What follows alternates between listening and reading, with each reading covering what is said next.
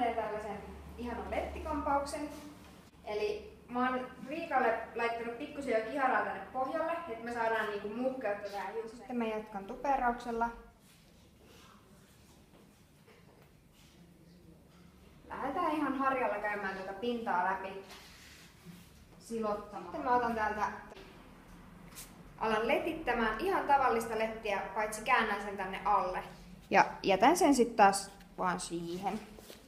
Sitten mä otan täältä toisen osion ja letitään sen samalla lailla. Ja ei ole tarkkaa, että nämä ei tarvi olla minkään tietyn kokoisia. Ne onkin kiva, että ne on vähän eri kokoisia.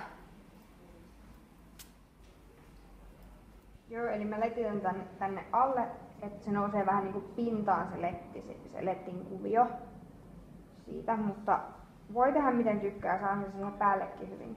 Mä alan levittää näitä lettejä. Mä haluan niistä tommoset isomman näköiset ja mä käytän tähän ihan, tiputtelen puuteria tolleen, että mä saan sen hierottua auki. Mä lähden niinku täältä ylhäältä päin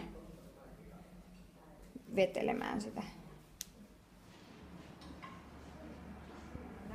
Niin mä alan kuroa näitä kiinni tänne. Ihan oman mielen mukaan, miten vähän mallailee levitellä. Jäisi nää päätkin näkyville, koska ne voi sitten piilottaa tonne.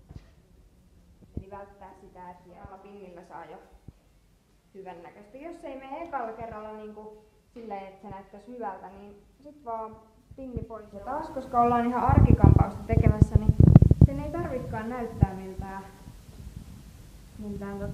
niin huolitellulta.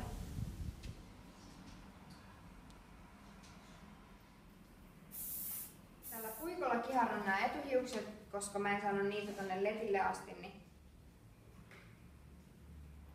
Sitten mä lakkaan vähän.